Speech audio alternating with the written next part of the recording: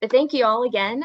So yes, I'm Irini, and if you guys don't know a little bit about the Lancaster County Wellness Commission, we're an advisory body to Lancaster County Council, and we act as a coordinating and educational body for the people of Lancaster County with matters concerned with the health and well-being of our community. And yes, we became the first county in the state to be 100% tobacco-free as of July 20, 2020. But our journey starts a lot time. Sorry, I'm a little distracted. Can you guys hear me okay? I'm a little worried you can't hear me well. Yeah, okay. Our journey starts back in 2013, way before I was chair. And at that time, a lot of people were able to smoke in public places like workplaces, restaurants, convenience stores. And as we know now, secondhand smoke is very dangerous and can cause many diseases in healthy non-smokers like heart disease and stroke and respiratory disease and lung cancer. And so due to that alarming data of secondhand smoke and with DHEC's partnership, the commission decided to pursue a countywide smoke-free ordinance.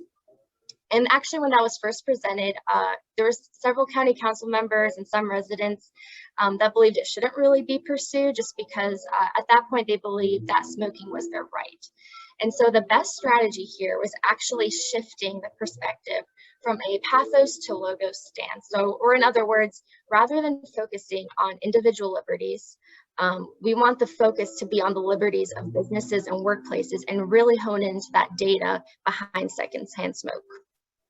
And we did have some behind the scenes champions. So the commission in particular had one county council member who attended meetings. He assisted with data discussion behind the secondhand smoke, air quality control. They looked at other smoke-free ordinances like Rock Hill, Greenville, and Charleston. And actually, Dr. Dave Keeley with DHEC was instrumental with Lancaster as well. He assisted the commission by providing verbiage, resources, attending these council meetings. I was told he helped, address the importance of protection for the non-smoker, secondhand smoke, and he also associated these healthcare costs that went into it. And so that was an important economic piece. Also suggesting petitions and emails to send out to people for support at council meetings. So there's definitely a lot of behind the scenes champions that kept the process moving. As far as strategy, so the commission first went to a few businesses and explained what they were trying to accomplish to see really what kind of buy-in they'd receive and if some of the stores and restaurants would, be willing to back them up and put up no smoking signs and things like that to promote. And many of the businesses were actually more than happy to do it. There were a few restaurants and convenience stores though that were hesitant just because they didn't want to lose customers. So at that point, the commission went and did some thorough research just to see like if they actually will lose customers. And it was shown that a lot of businesses actually did not lose customers and some even gained more customers after that kind of transition. So once the businesses were on board, the commission then went to county council and presented their case with the data, the sample policies that were reviewed by the county attorney, and that community feedback. And again, it was still a mixed bag of emotions. The majority of residents and council were then for it. There were still a handful that, still believe their rights were being infringed. So you'll always get that kind of mixed bag with people. As far as education and promotion, that's another big thing the commission did. So, and still does. So the commission involved students. They had a Great American Smokeout contest. So students of different grade levels would, submit essays and drawings of the impact of smoking, and the winners would receive gift cards. And there was actually one essay in particular that was really powerful and made a lot of people cry because one of the students described losing her mother to lung cancer from smoking. So it's those kinds of stories that really stick with you too. So this is a great way to really get out in the community and get the young people involved.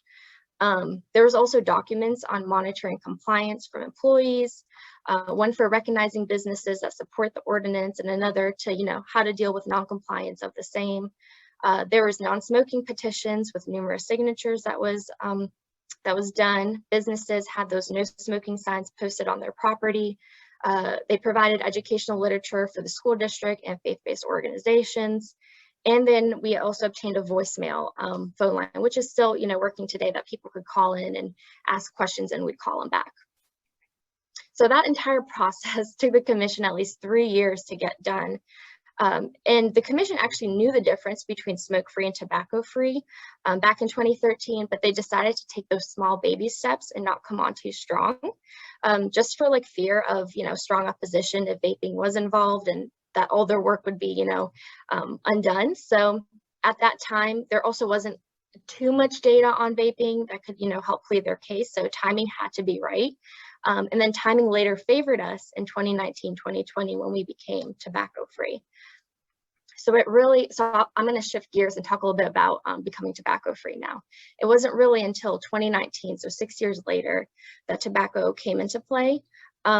So about 6 months into a year after I became chair, we began reviewing data again to see that our smoking rates were better, but still not drastically different than neighboring counties that didn't have smoke-free ordinances in place. So we wanted to dive in a little deeper on that. It was also listed in our bylaws that we continue education on tobacco and its effects. And then we also know that there's a vaping epidemic, especially among youth. And so we wanted to stay alert and keep the community informed on the new prevalent data that would come up. So while we were doing all of that, DHEC actually approached us and said that we were really close in being the first county to be 100% tobacco free. And we didn't have any idea at that point. So there were 3 more entities, the university, the school district, and 1 municipality that did not have comprehensive tobacco policies in place. So if we were to get them to adopt a policy, we would officially become 100% tobacco free. So some things we ended up doing, we began creating brochures and pamphlets on vaping and e-cigarettes, specifically for youth and adolescents. We created surveys to see what compelled people to start smoking and vaping and if they had a desire to quit. We adapted DHEC's tobacco quit line plan and created a different kind of user-friendly plan that was passed out during health events. We wrote letters to the editor on the dangers of vaping. We created PowerPoint presentations for council and other community partners. We created PSAs, we posted on social media. We worked with DHEC, specifically Kristen Slocum and Helen Deckel at DHEC. They were instrumental in helping us provide verbiage throughout the entire process, and specifically with County Council when they updated their policy to include e-cigarettes. So we did all of this simultaneously, while simultaneously reaching out to the 3 entities to meet and inform them of our pursuit of becoming the first to be tobacco-free. And that was really one of the biggest incentives for them to adopt that policy, is knowing like this would be a great win for our county. And the transition from becoming smoke-free to tobacco-free was actually not much of an uphill battle, because we already had that support from 2013, and enough time went by that we saw this like cultural shift of, oh, it's normal not to smoke indoors, and we know it's not good for us. So many of us also knew that vaping was occurring at a very young age, and many young folks were getting addicted to something they thought was just harmless water vapor. So it was our responsibility as a commission to inform them and educate them in the community in general that e-cigarettes contain these harmful aerosol substances, and many still do contain nicotine, and even some that are advertised that they don't. So because it was affecting so many young folks in the community especially, it was really a lot easier to plead our case to go from smoke-free to tobacco-free.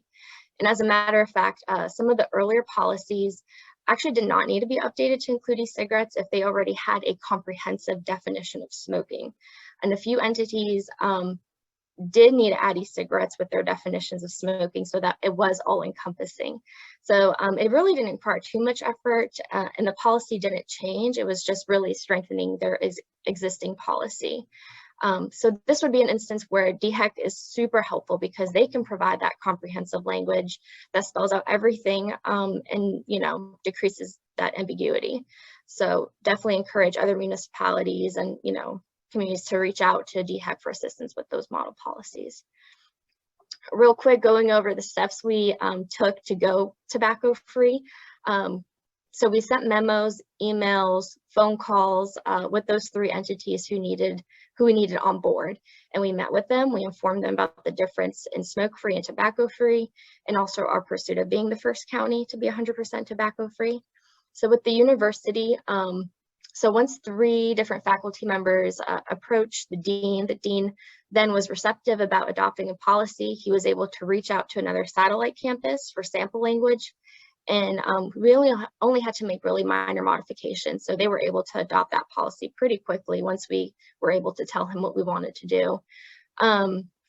And once we got the correct contact information for the town mayor of that one municipality, we reached out to him, we had conversations with him, and they were able to work on a policy and have their first and second reading and then implement that. For the school district, I think there was some initial confusion that the existing policy already included vaping and e-cigarettes. But fortunately, in August 2019, if you guys remember or recall, the state of South Carolina actually passed a law that by August 1st, 2019, every local school district needed to pass a comprehensive policy to include these alternative nicotine products.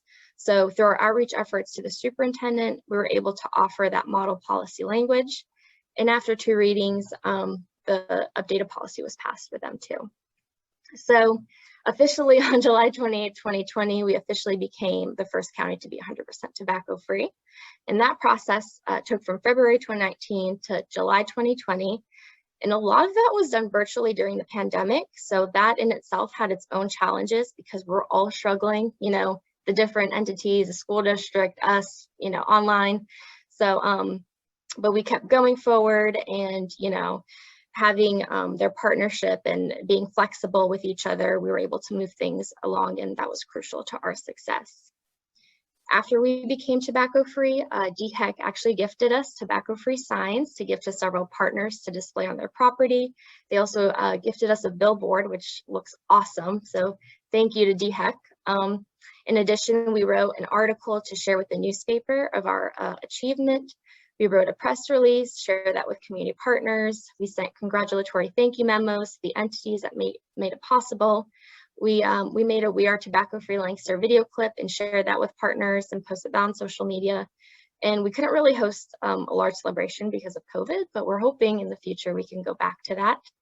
And lastly, as far as future plans go, we are hoping to well, we are working to address youth vaping, but we are really trying to create that partnership with the school district to see if we can implement some kind of evidence-based intervention to prevent vaping or provide some kind of in-class education instead of suspension. So I was taking notes as Clark was speaking to see if there's something that we could do on that end.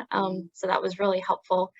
In addition, we try to promote Smokefree SC's 30-minute vape talk presentation, which you guys heard a little bit about yesterday. It's a fantastic resource, and we share that with a few of our partners, so hopefully they'll take advantage of it. And then we're also hoping to host a Great American Smokeout event on the newly opened Lindsay Pettis Greenway in Lancaster sometime in November. And that'll be some type of celebratory parade, a chance for people to commit to stop smoking or vaping. Smoking cessation giveaways will be there, you know, and then just other resources provided by the American Cancer Society that we could give out. And we have utilized the DHEC's quit line. I know Katie is in this meeting as well, and so that has been super helpful for us. So if you guys haven't utilized that resource, it's awesome. So thank you guys for the opportunity to speak. I know that was a mouthful. Just trying to get through it all. I was on a time crunch, so no, that was helpful. That was fantastic. What the work y'all done is just so admirable, and you really are the perfect group to share with us today. Can you speak for just a couple minutes when you talk about we did this and we did that? You know, who was your core group, and how did you build your core group, and how many people are you talking about actually? So in 2013 or 2020? You can start from the beginning and how it evolved into kind of what's that, because I'm curious how many people it really took to make this happen. So just sort of the high level of it.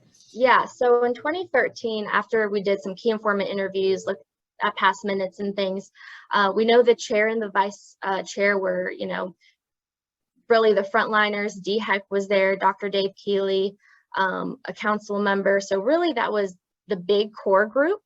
And similarly, I feel like that's how it was in 2020. So it was myself as chair, my vice chair, Kristen, Helen from DHEC, and really those 3 entities that we worked with were because so many already had the policies in place, the other municipalities. So those were really the core group that, you know, kind of made it happen. Of course, we had the other commission members that review things and make sure everything looked good, help with the data collection. So it's not like, you know, we just, you know, did it all, but that was kind of like the core that really moved it forward.